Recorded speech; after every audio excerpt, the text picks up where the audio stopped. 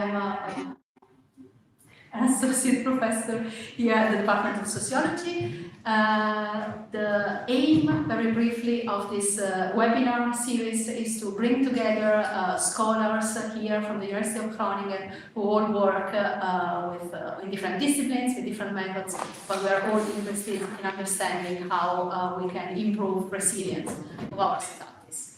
And today our first speaker will be Katherine Stroebe from the Faculty of Behavioral and Social Sciences and Social Psychology Department, and she will have 30 minutes to present her work, and then Kritika Maheshwari from philosophy will discuss Katherine's presentation, and then we will have 15 minutes for a general Q&A session with questions from the floor, and of course Katherine will have the opportunity to react to Kritika's comments.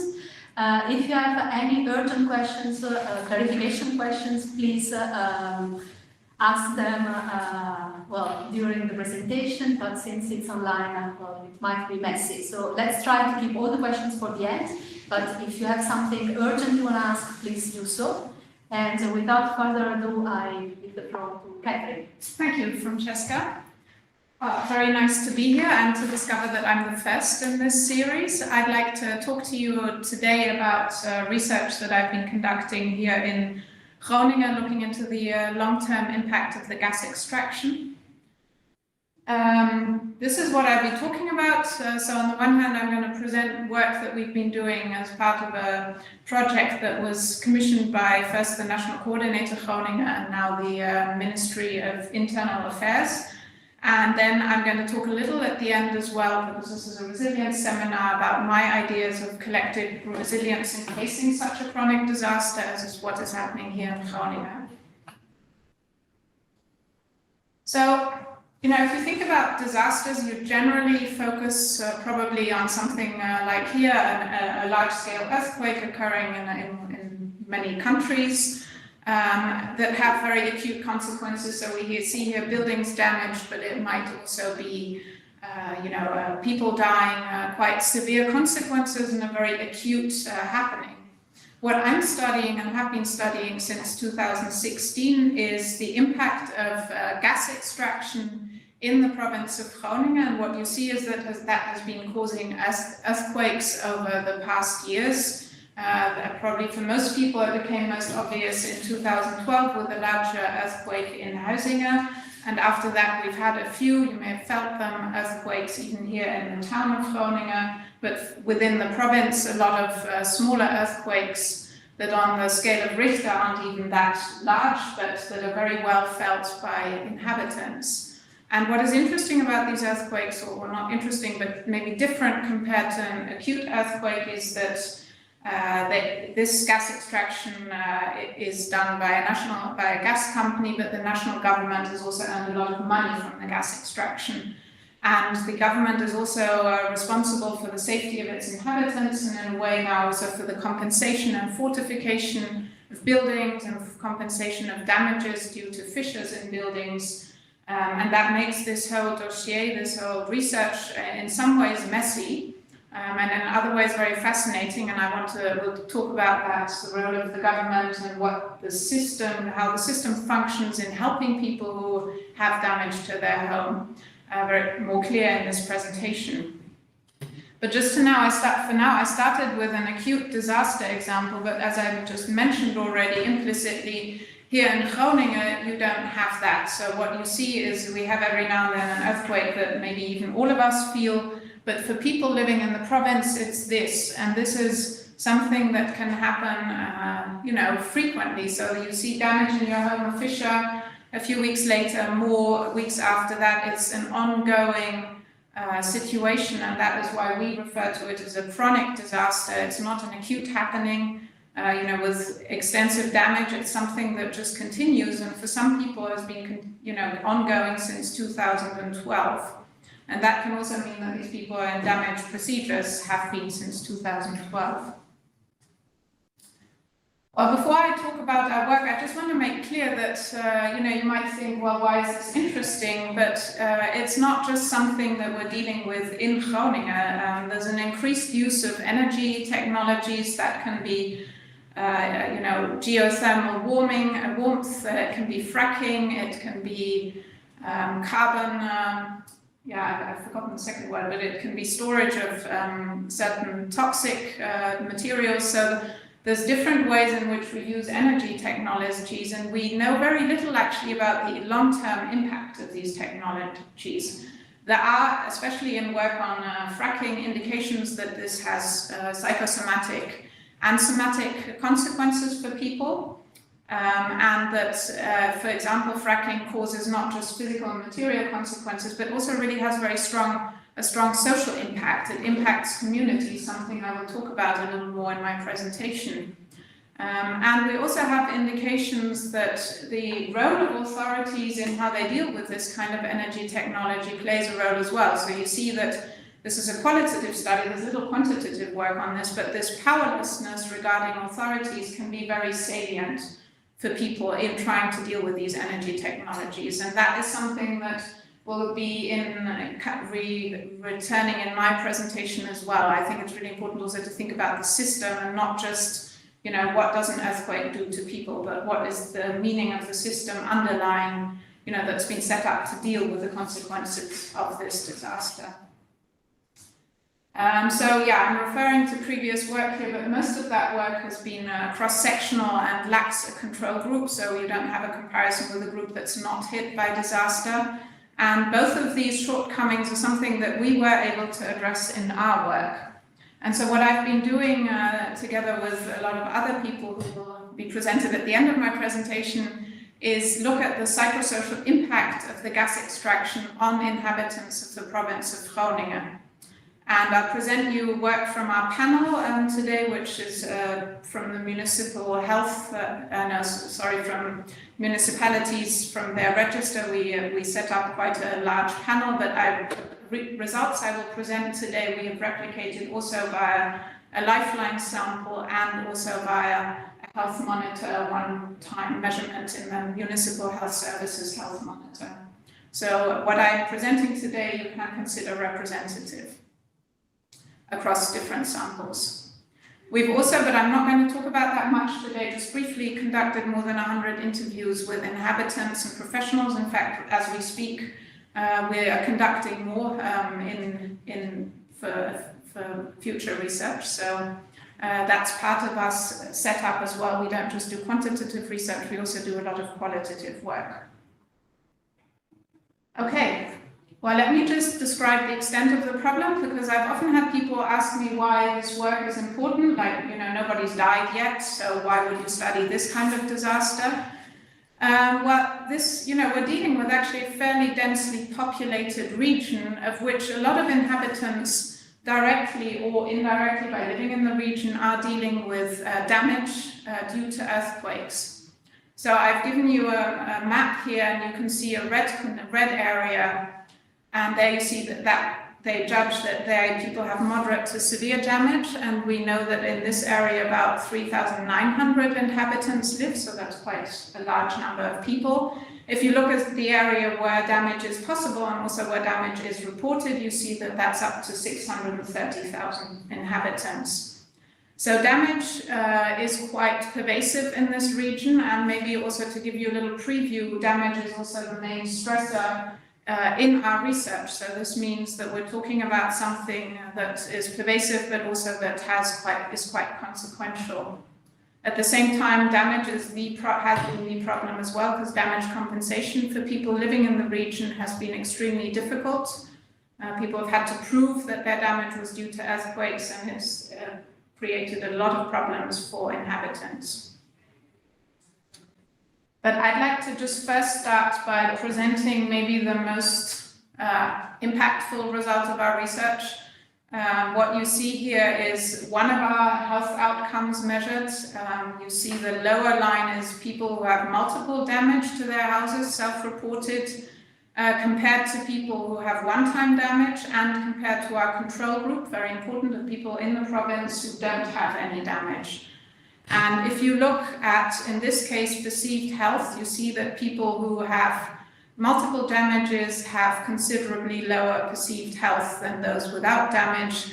In fact, at some certain points in our research, we know for sure that you can calculate, you have a 2 to 3 times as much chance of having health problems if you have damage compared to somebody with no damage, which is really a considerable health impact. I've shown here perceived health, which has often been the least strong results. We also find the same pattern for stress-related health symptoms, such as heart-clopping, heart palpitations, sleeplessness, and other physical symptoms. We also see an impact on mental health, so depression-related symptoms, similar to what I'm presenting here. And so this was already, in 2016, I found a very shocking finding, and as you see, the lines have, it's increased the health impact, and it looks like it's decreasing now, but I can tell you that it's remained fairly stable in the next measurement, the differences, and also, yeah, I can go into more detail as to why I think that there's still people who are really suffering from health impact. The more and more people who have multiple damage, so you have to start looking at how long they've had damage to really dissect health impact nowadays. So this is the main finding. If you just wanted a brief overview of my research, you can stop now, but you might want to stay and discuss with me what causes these health problems. So what is the stressor? Well, one of them is damage, as I've already told you. But very important is also that we've seen that it's really people's perceptions of safety, of how safe their home is, that influence these health outcomes. So again, here, even stronger effects. You see that people with multiple damages indicate feeling much less safe in their home than somebody with no damage. And, we've controlled for SES, work or living situation, age, and we see that it basically hits anybody. So everybody feels unsafe. And so we can really say, well, damage undermines safety perceptions. What we can also say is that earthquakes do as well, because if you see the lowest points here in our line, these were moments in which we sent out our questionnaire just after people had experienced a larger scale earthquake, one of them being the earthquake in Zeerijp, which may be familiar to some of you. So, of course, you can't fully establish causality between earthquakes and safety perceptions, but it's, we always see in our data that after an earthquake, safety perceptions have gone down. So both damage and earthquakes undermine safety perceptions. And if you remember, I told you about the system, the impact of the system. We once presented results to the NUM, and they couldn't understand the gas extraction company. They couldn't understand why people felt unsafe because they measured that their houses were safe. Well, firstly, it's not the most trusted organization for inhabitants, but the second point also is that safety isn't just about the physical safety of your house. It is very much also about knowing what your future will hold, not being sure that your house won't have to be pulled down in 5 years because it's got too much damage to be able to repair anymore. And so I find this slide always really important to show. We've measured this a number of times in which we ask people, why do you feel unsafe? And so one of the main reasons is just because the future is very uncertain. A second reason is just the worry about their house. It's not so much that they feel their house will collapse, but it's the concern as to how long their house will actually manage to hold another earthquake and more damages. So I've put some quotes here that reflect these first three safety perceptions that we measured here. But I think it's really important to realize that perceptions or concerns about physical safety, while for some people they may be very acute, we don't see in this measure that they play a really big role. So if you ask people how unsafe do you feel due to the fact that maybe a catastrophe in your house collapses, less people feel that could occur. Okay. So just to give you a brief recap on these main findings before I move on to my resilience part. So what I've shown you, hopefully right now, and this is a mediation, and we've shown it, by the way, in lifelines, we can show that the onset of damage really causes these health outcomes, because in lifelines we had a sample of people filling in health measures before the earthquakes became salient versus after, and so we could measure how much damage these people had in the meantime. So we know damage causes negative health outcomes and that this is due to feelings of unsafety. And as I've just told you as well, the experience of earthquakes also contributes to these feelings of unsafety.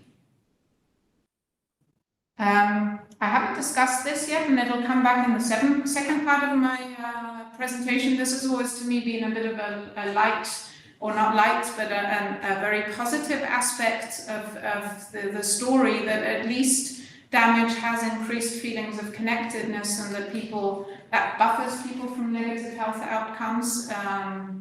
So, you know, that is something that one should focus on also, I think, in more applied, you know, context also within the region. I think that neighborhood connectedness is under threat, as I'll discuss later now, but this I've always felt is a very nice result of our research, given that the rest of it is a bit depressing. The other point that is important to also focus on, because as I mentioned, you know, it's not just about having an earthquake, having damage, and then a negative health outcome. It was also about what the system does. And so we see that having damage really strongly undermines trust in government, and that makes people feel unsafe, and it also has an impact on health outcomes. So this really tells us something about also how the systems or the organizations meant to deal with what is going on here, possibly part of the problem as well. And I just want to focus on that very briefly, because it's something that's coming up more and more in my research. And if any of you are also, if you study disasters as well, I'd be curious whether you've had this experience in other works. But we really see, I have the feeling now that the system that is being set up to deal with this chronic disaster is becoming more of a stressor than maybe even, you know, the damage and these earthquakes in themselves. So, yeah. So just to give you a few quotes, just to give you an idea of what people mean, I mentioned briefly they're fortifying buildings as well, large scale in the area. People mention that the procedures are very stressful. So one inhabitant, for example, says, "I've always said there are too many organizations involved. That's also the cause of this unrest and the reason why people have to wait so long for anything to happen, I think. It has to move through too many administrative layers before we get some clarity once and for all. So the length of procedures, the number of people you're in contact with, if you're dealing with damage, you have contact people multiple. If you're dealing with fortification of your house, you have again another set of organizations you deal with. This is something inhabitants have noted frequently. It's also something, interestingly enough, I can show this quote, almost the same for professionals, because professionals have the same problem. We conducted extensive interviews with professionals, and they note a number of other problems. They say it's a very complex system that's been set up to deal with the earthquakes. Too many different organizations indeed, but also different interests. So, you know, some people are focused on financial domain, others are on the legal, some are social. There's very many focuses and interests playing a role here. And according to inhabitants, it's often an economic, monetary interest that drives a lot of the decision making. So that means a lot of different expertise domains, and everybody seems to be working within their own domain rather than working together. And it's also becoming increasingly unclear who actually has the coordinating role or the final responsibility. And I think one of the most, to me, the quote that I remembered best, that was most impactful, was a professional who said, "Somewhere in this process we seem to have lost track of the inhabitant, him or herself." And of course, you know, a damage compensation procedure or fortification should actually be set up to help inhabitants. So that's the first part of my presentation. I hope it's become clear, you know, basically this model summarizes it very nicely. So I'm not going to re-summarize again. I'd like to move on to the second part, and this is why I, as a social psychologist, I'm still working on this. I'd like to talk a little about the power of groups and the work that I've done also. I mean, this is all scientific work we've published, what I showed you just now, but this is what I'm really interested in, and that is the power of groups. So as you may know, so having social relations are very important for people. They also actually prevent better against mortality than many other known causes of mortality, for example, alcohol use or obesity. Equally well or even better, I would say, social relations. We also know, talking about the groupie aspect, is that feeling connected to groups helps people cope with stressful life events and buffers them from negative health effects.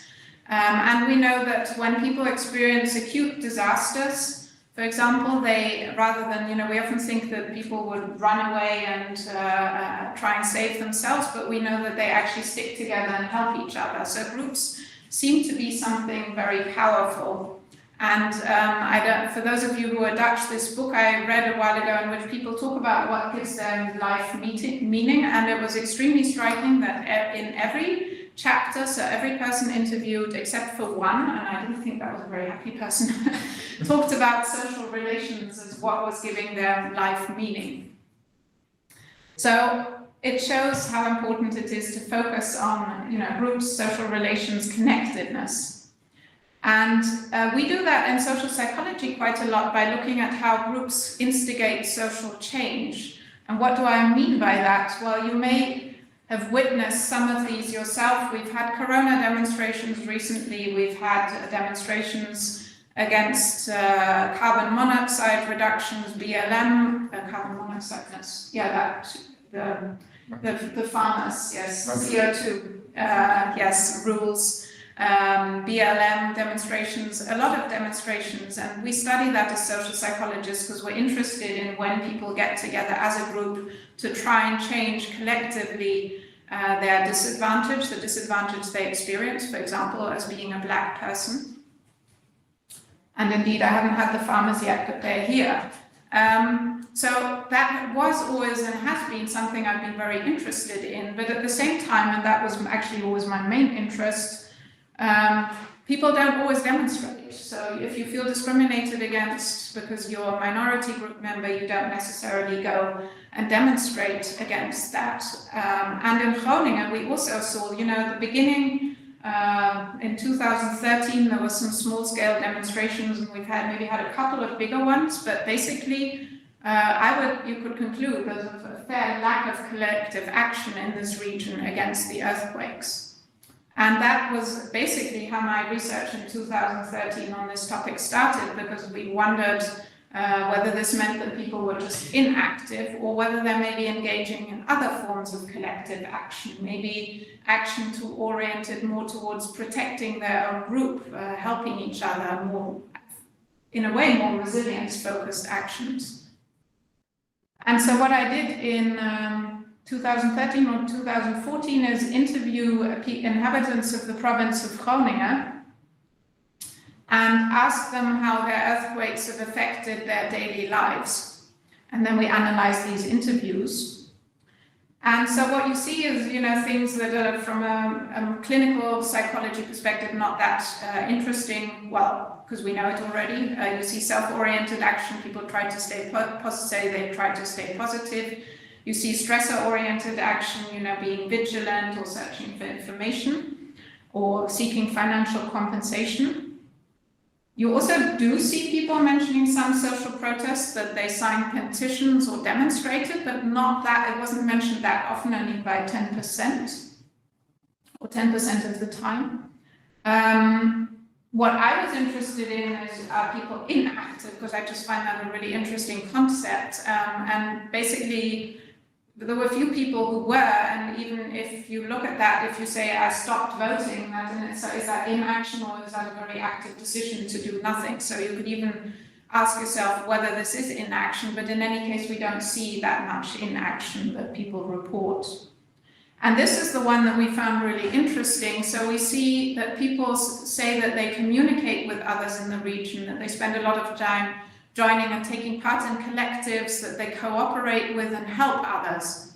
And I present this now as this is our interview study. We've measured this in our quantitative work, this longitudinal study I presented before, and there you see this as well. So we really see within the region an increase in-group oriented action as a way of coping with the disadvantage that people are experiencing due to the gas extraction.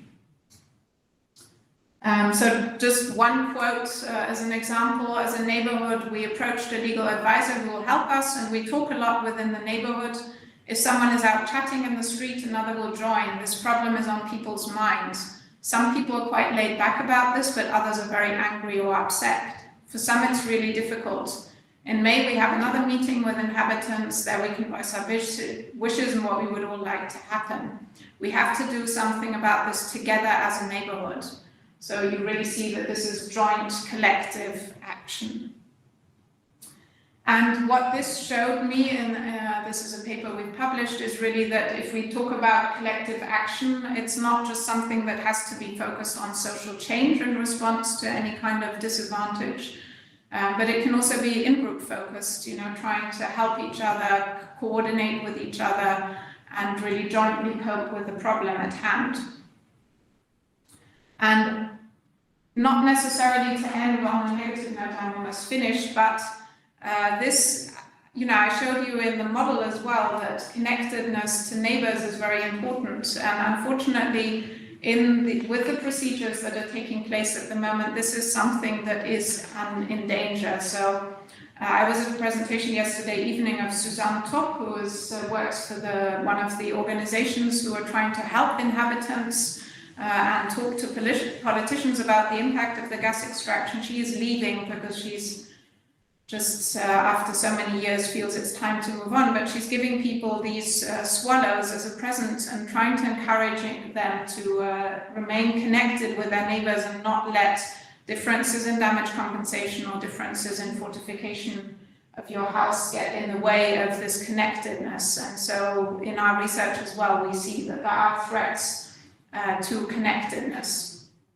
And I can't really touch on those now. I can tell you, well, there is connectedness and it's theoretically interesting, but at the same time, from a practical perspective, it is something that is threatened.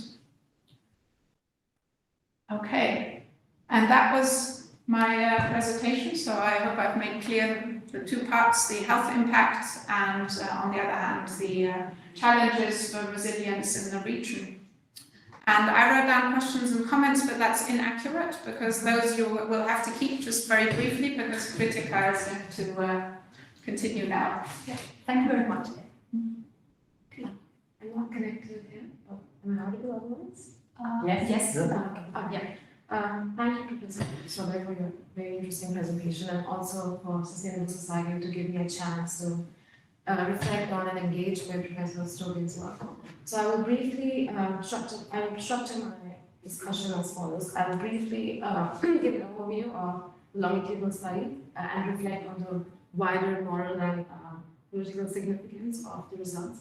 And then later on, I will go into much more details about the second part of Professor Stroebe's talk. So in there, perhaps I can present. Yeah, I'm almost there.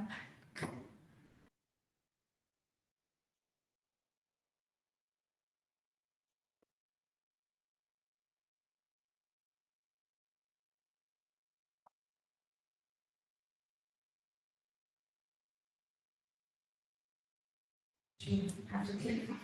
Yeah, sure. Oh, do you want me to click already? Perhaps. I was just going to get a piece of paper. So in their very recent longitudinal study, Professor Stroebe and colleagues address an important yet overlooked question of what kind of health impacts do risk victims incur across time.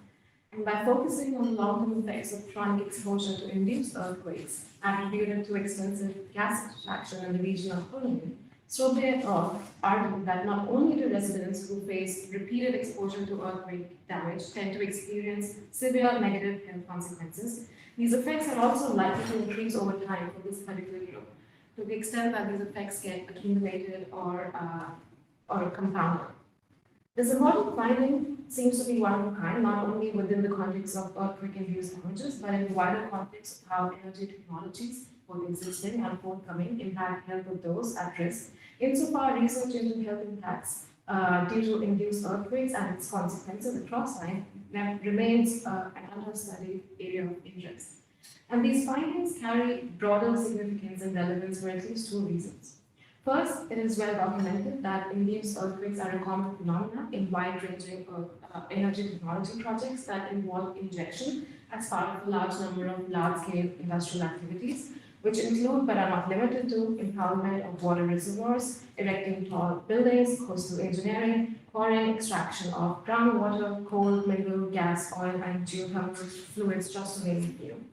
So these findings force us to reconsider the wider scope of the problem at hand, as Professor Stroebe has already pointed out, and engage in further research on the social, moral, and political acceptance of these technological interventions, especially in context of future generations who are in particular likely to experience similar long-term psychological and health consequences through the introduction of similar disaster-inducing energy technologies that are on the horizon, such as carbon capture and storage.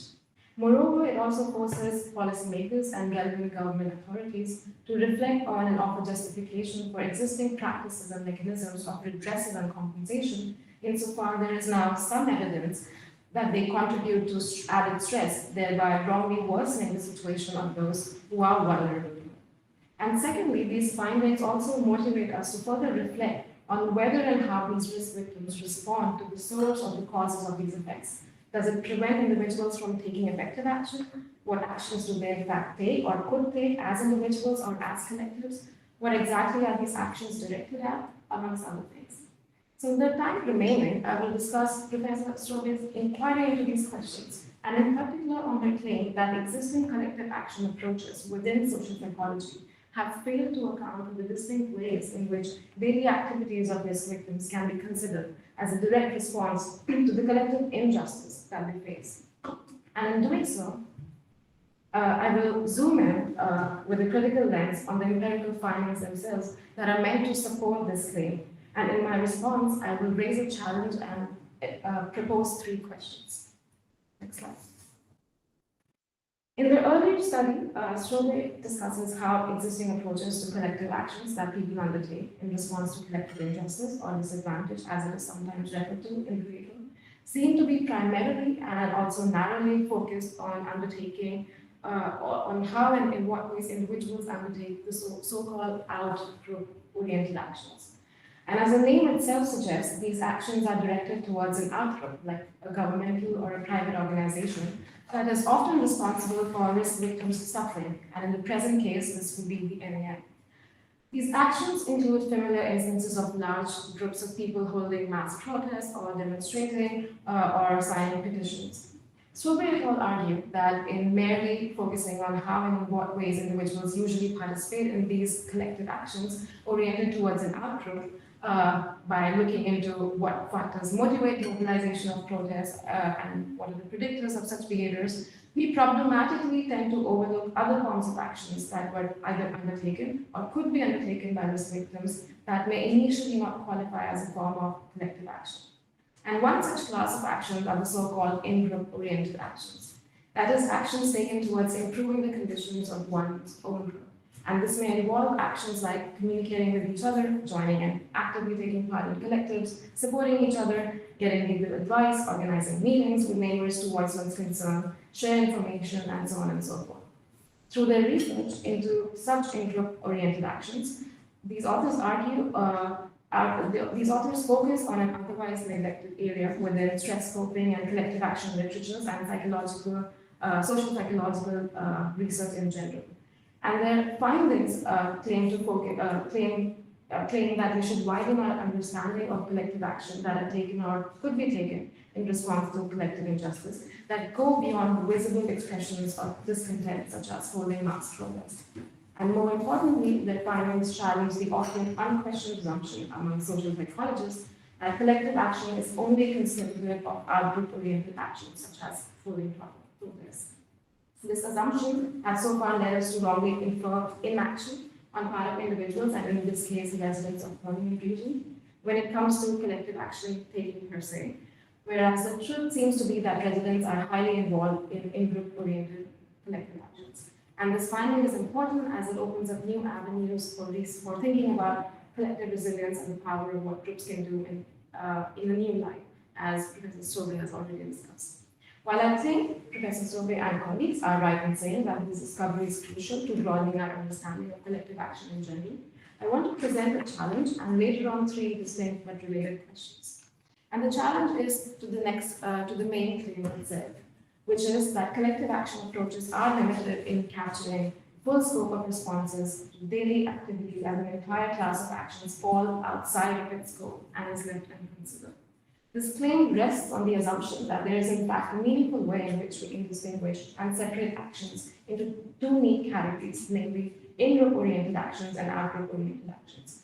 But I'm not so sure if the distinction is as clear-cut as it is treated to be, and it seems to have important theoretical and practical implications for the proposed project. According to the authors, the basis of classifying some actions as in-group oriented while others as out-group oriented is their direct focus. The latter is said to involve external agents like the NAM as the direct focus of attention, that is, actions that are just being directed at some outgroup, whereas the former seems to involve the agents themselves, the residents, as the direct focus of attention. Now consider the various examples that are treated as instances of in-group actions. Professor Stroebe has already noted that around 29% of Groningers engage in so-called paradigmatic instances of in-group actions like sharing information, meeting up, cooperating with each other to discuss what they want and what they want to discuss further with higher authorities. One argument for thinking why these actions fall under the same ballpark as out-group actions is that they share certain morally relevant or morally salient features that the authors seem to think are only typical of the so-called in-group actions. For instance, these so-called in-group actions are often undertaken with the same intention to address the perpetrator of the injustice they face, which is similar to what happens in case of signing petitions or writing letters to the municipality. In the case of Groningen, various so-called in-group actions taken by the residents involve the intention to stand up for the heavily affected by communicating or sharing information about the NAM, such as discussing what they were doing in the region and how they can collectivize against them, which is a way of saying that the action is directed towards NAM and is about them, but this is simply then an out-group-oriented action in the author's way of phrasing things. Moreover, out-group actions like holding a protest also involves joining organized collectives or connecting or uniting as Groningers that the authors considered as being exemplary of in-group actions in their own findings. Moreover, communication amongst group members on one hand and holding demonstrations on the other can both potentially increase solidarity within one's group, without necessarily aiming to change the situation at hand. While the authors take this feature to be typical of only in-group actions, it also seems true of a number of protests, where the goal often is simply to raise awareness about one's situation or increase one's visibility and trigger a chain of cascading effects, ultimately leading up to change, without necessarily aiming for the protest itself to change the given situation at hand. The point of all these examples is simply to show that if the so-called in-group actions share very important morally salient features with the so-called out-group actions, then this supports an alternative claim than the one suggested by Professor Stroebe, namely that there is a wider range of previously unrecognized out-group actions that citizens engage in, as opposed to arguing that citizens undertake distinct forms of actions, namely in-group actions that the collective action approach has failed to notice. If this holds any ground, then it has 2 implications for the work presented. First, it might motivate us to reject the in-group out-group distinction and replace it with something different, such as direct out-group actions or indirect out-group actions. And secondly, it might motivate us to reassess our understanding of precisely how actively involved residents are in their direct response to the injustice they face by addressing the perpetrator of the injustice. If what I've pointed out is true, then it seems that residents are more actively involved in acting against external agents like the NAM by virtue of taking undertaking a broader range of out-group actions that go beyond protests and demonstrations. And this way of putting things is merely a suggestion for an alternative proposal and directly contrasts with Professor Stroobe's insofar it holds that collective action approach can in fact explain the full scope of actions taken by residents in their daily life if we simply subsume the in-group actions under the category of out-group actions rather than expanding its scope as a consequence, rather than treating it as a category of its own. Perhaps the next slide. I can't remember where the slides are. Perhaps next. Far ahead. Yeah, this is. Oh, this was last. Yeah, this. Next. Yeah. The question then is, how possible is this way of understanding what's going on in communication, and how theoretically and practically informative and viable is the distinction between in-group and out-groups is that we initially started with. And besides this, I have 3 shorter questions to open up for discussion later on. Next. Hard work here. The first is, how are we to understand collective action? The operative definition in Professor Stroobe's work is as follows. Any type of action in which a group member acts as a representative of his or her group in order to improve the conditions of the group is considered a collective action. My question simply is, what are the reasons for adhering to a definition as such, which at first instance seems to be rather limited in scope in at least 2 ways. First, on this definition, actions such as mobilizing or communicating with one another that are not necessarily actions that improve the conditions of the group fail to even count as collective actions, which seems rather odd. And second, on this definition, actions that group members can take as a collective that instead of improving, end up worsening the conditions of the group do not definitionally count as collective action, which also seems rather odd. The second question is whether and to what extent actions taken by the residents are in fact responses to collective injustice per se, or whether they are responses to the exposure to the consequences of collective injustice that they face.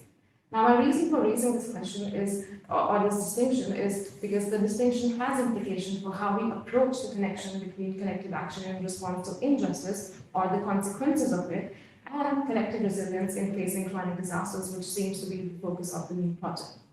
For instance, earlier the authors noted that participants indicated that they spend a lot of time communicating with each other in the region because earthquakes have now become a daily part of their life. And many of these respondents claim that these conversations are often practically oriented concerning issues about how best to deal with the damage itself, which seems to me like a response to the consequence of the injustice that they face rather than the injustice in and of itself. Additionally, there is of course a side question of how exactly are we to understand collective injustice. And my reason for asking this is that it seems to affect our understanding of the responses of the respondents who have been questioned. And lastly, there's another question of whether these are responses to collective injustice per se or to collective disadvantage. And similarly, if so, what kind and in what respects? Or is it a combination of both? In the empirical work conducted, both seem to be understood as or treated synonymously. However, there is reason to think that those who are collectively disadvantaged may not necessarily also suffer from collective injustice, at least on some understanding of the term. So for instance, it might be that organizations like NAM are disadvantaged if gas fracking is permanently stopped and they are no more profitable. However, this needn't be an instance of injustice towards NAM. This is simply to illustrate that if collective injustice and disadvantage can come apart, then this raises further question about how are we to individually address and assess responses to A, collective injustice, B, collective disadvantage, rather than treating them as equal, and what kind of implications this may further have for developing collective resilience approaches that are appropriate for fighting disadvantage on one hand and fighting injustice on the other, and sometimes together. And that's the end of it. Thank you. Thank you very much, Kritika.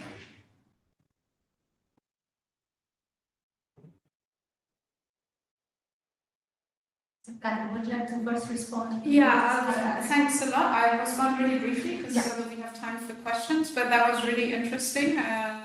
And I guess I'm just going to respond to your main challenge, which is can you really distinguish in and out group oriented action? I think you provide a lot of questions for follow-up research as well, and my theoretical answer would be that I still think that you can, and I think it's a question of distinguishing what the communication or the action is focused on and what the outcome that you aim to achieve is. And so I would say that in-group oriented action is really focused on communication with one's own group members, whereas out-group oriented action is clearly a voice direction the other group, such as the national gas company or the national government. So I do see a distinction there. I agree that you can't fully pull them apart, and that, you can, if you go to a demonstration, of course, you're communicating with in-group members as well, but the main focus is on the out-group there.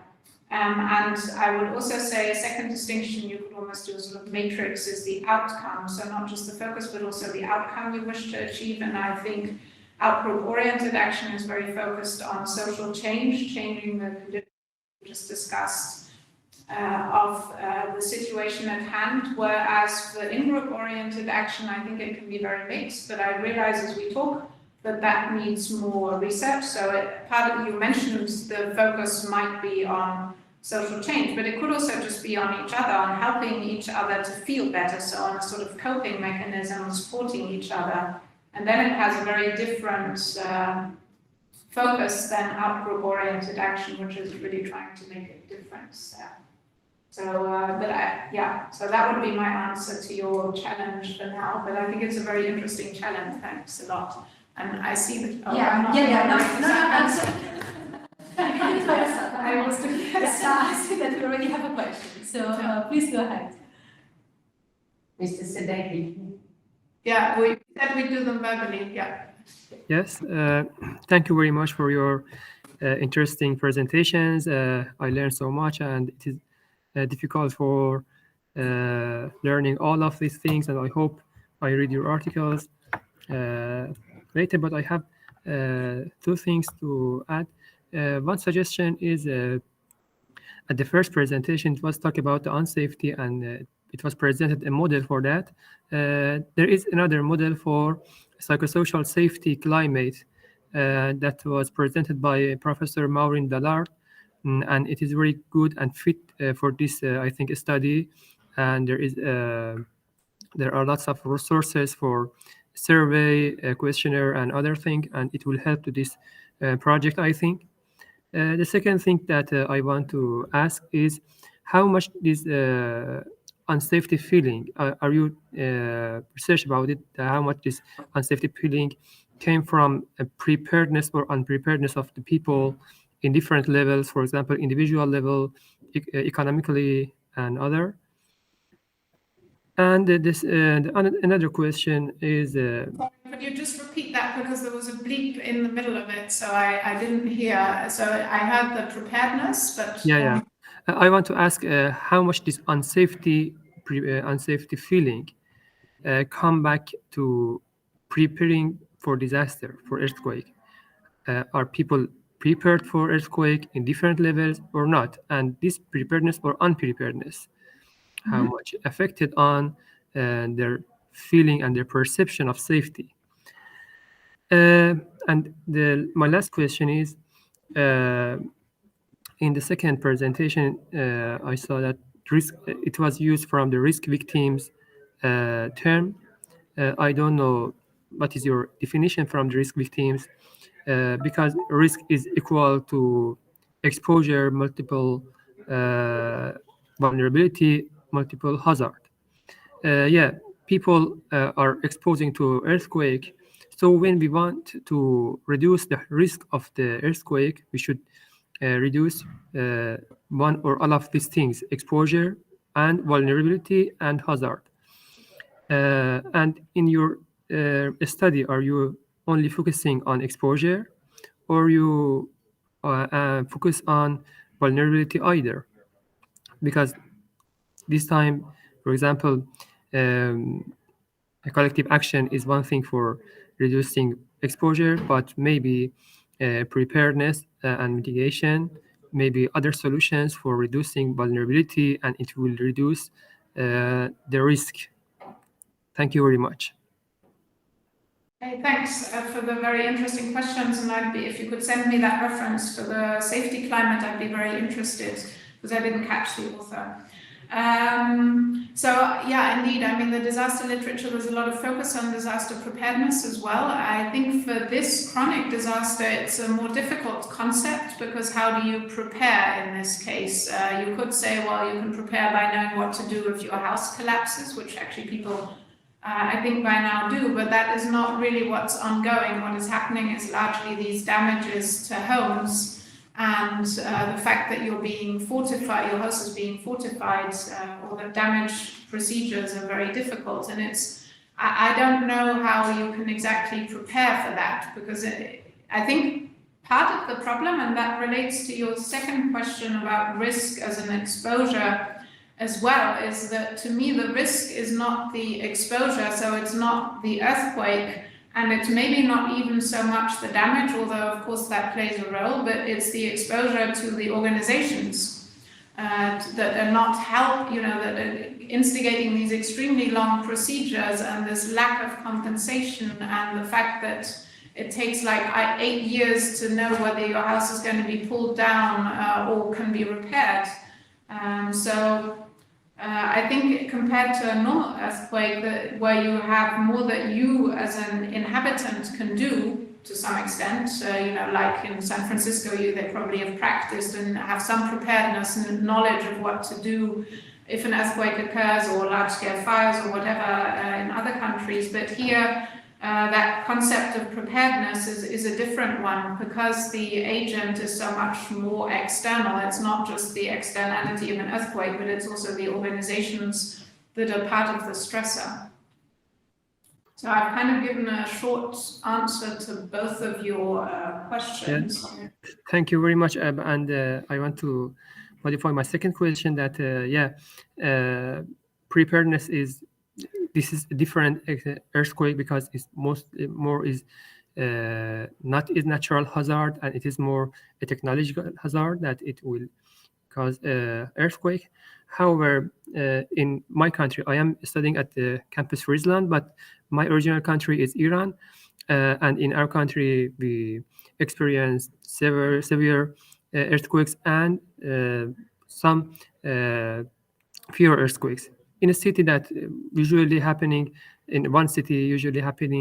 every day, earthquake with 4 magnitude or 3 magnitude, and we prepared people with, for example, strengthening their building with some drills and some preparedness programs. Financially, we told them that they should buy insurance for their houses and their livelihood, and something like that. Yeah, the first and the priority is, in this case, is reducing exposure. And the second thing that we can work during, it is a solution for psychosocial and mental health program for the people, because this situation is continuing and people feeling stress. So one solution is reducing exposure, and another solution for a short term is prepare and giving this feeling that they are maybe safe from the consequences of this earthquake. Yeah, and I would say that just briefly, the fortification procedure that the government is coordinating, it would actually be aimed at dealing with the consequences of exposure, because it's aimed to make buildings safe. But the problem is, at the moment, that this fortification procedure is taking so long to get started, and the compensation, again, there's financial issues here, that rather than providing a solution, it's bringing in a new stressor. So I think, indeed, along the lines of what you've mentioned, things have been done, but they're just not working very well. And part of the problem is that this is a fairly, as you see it, this disaster is hitting a lot of people, and it requires collaboration of a lot of organizations to deal with it. So I would agree, from the way you describe your preparedness, that would be important in some ways here too, but it's not working well yet. But yeah, thanks a lot. That's really interesting input. Thank you. Are there any other questions from the audience? Otherwise, I can and I can ask a question to Katherine and another to Kritika. So I was really intrigued by your work, especially when you started talking about neighborhood connectedness, which to me as a sociologist sounds a lot like social capital and network mechanism. And there is research on disaster resilience and social capital showing that there are usually two outcomes in very connected neighborhoods. A positive one, so they manage to, let's say, start the reconstruction earlier than other neighborhoods, or they manage to get access to resources earlier. But there is also a negative side to it, which is that actually they also are more effective in lobbying against, for instance, hosting people from other neighborhoods or participating to the collective relief efforts, so not just at the neighborhood level, but at the more collective level. And I was wondering if you have seen something like that happening in Groningen, whether you experience or have data on some kind of polarization between these neighborhoods which were equally affected. Yeah, that's a really interesting question. And the answer, I guess, in short is no, in that at the collective level, I haven't heard of polarizations between neighborhoods, but we have heard of polarizations both between individuals and between streets and sections. And that is part of one of the bigger problems here, which is also why I think connectedness is threatened, because in these fortification but also in damage procedures, people get individual treatment. So you get damage compensation and your neighbor with a similar house may get a lot less, or your house is being fortified and pulled down on 2 streets further along, they have to wait another 2 or 3 years. And that is causing these differences between neighborhoods. But of course, I guess you're finding a relation also that the more socially connected, the more out-group bias, as we call it as social psychologists. I haven't seen that. I have the feeling that this connectedness is probably something a little bigger than just the neighborhood. It's this feeling that we're all in there together, and then you have people in your neighborhood who can share this with directly, but it could also be somebody in a different village because you're all experiencing these consequences of the earthquake. So there's a sort of subgroups of neighborhoods, but there's also a larger overarching group of just being a victim of an earthquake. And I think that would explain why you don't find it here. It would be really interesting to study, actually. Thank you. And a question for Kritika. So at the beginning of your discussion, you mentioned the social, moral, and political acceptance of energy technology. And my first thought was that, well, in policy making, these things are supposed to go together, but often they are in conflict with each other. So how would you see this? I mean, how can you resolve that conflict if that's possible? That's a very big question. But I suppose it depends on what are the aspects pertaining to which there are differences maybe in the moral and the political and the social acceptability of certain technologies. So perhaps you have an example in mind. Well, I was more thinking about the fact, I think that came up also during the discussion that it can be, let's say, political. So what the Dutch government, I think, did. So they were not very supportive at the beginning, also because the NAM was somehow linked to the government. So it was politically acceptable in one way, but also morally unacceptable. And juggling these two visions with the same actor. So the actor was still Dutch government, but it was playing 2 roles. So, absolutely. I mean, that already illustrates a conflict of interest where those who can represent you will not represent you of moral leaders, whether you think implementing these technologies is ethically acceptable. So how to get together is definitely not a task that I fit to address, but I do see the worry there. Thank you. I don't see any other questions. So, well, it's 1 o'clock, so we're perfectly on time. I would like to thank again your speakers and SuSo for making this possible. And, we will publish soon an agenda with the next meetings, the next speakers. So, we will keep everybody in the loop. Thank you and bye.